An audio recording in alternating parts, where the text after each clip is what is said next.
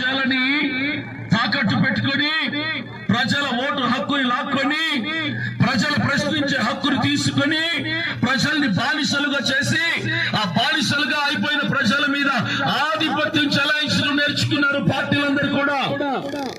ఈ పార్టీ ఆ పార్టీ అని కాదు, అన్ని పార్టీలు ఇలాగే ఉన్నాయి. ఈరోజు ఏ గ్రామానికి వెళ్ళినా, ఏ ఒక్కరిని కదిలించినా, ఏ మండలానికి వెళ్ళినా సరే వాళ్ళ మాట కంటే ముందు కన్నీళ్ళు వస్తున్నాయి.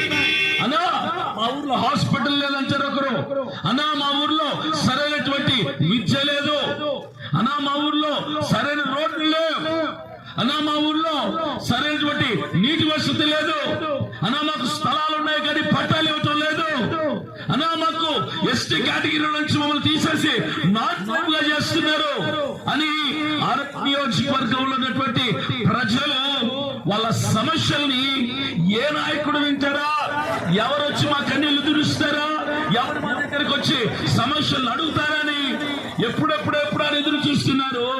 మరి ఓట్లు వేయించుకున్నటువంటి నాయకులు ఏమైపోయారని ప్రశ్నిస్తున్నా. ఓట్ల కోసం ఎన్నికలు ఎలక్షన్లు రాగానే ప్రతి ఇంటి గుమ్మం దగ్గరకు వచ్చి కాళ్ళు కడుపులు పట్టుకొని వాళ్ళ గడ్డం పట్టుకొని బతిమలాడి ఓట్లు వేయించుకున్న నాయకులు తర్వాత 5 సంవత్సరాల పరిపాలనలో ఎందుకు కనిపించకుండా పోతున్నారు అంటే, అవసరానికి కూరలో కరేపాకు వాడుకున్నట్టుగా ఓటర్లని మీరు వాడుకొని ఓటర్లు వేసినటువంటి ఓట్లు గెలుచుకొని సీట్ల మీద కూర్చొని ప్రజల్ని ఇబ్బంది చేస్తున్నారు. ఈ పరిస్థితి మారాలి, ఇలాంటి సమస్యలు ఆగాలి. ప్రజలు ప్రశ్నార్థకంగా ఉంటే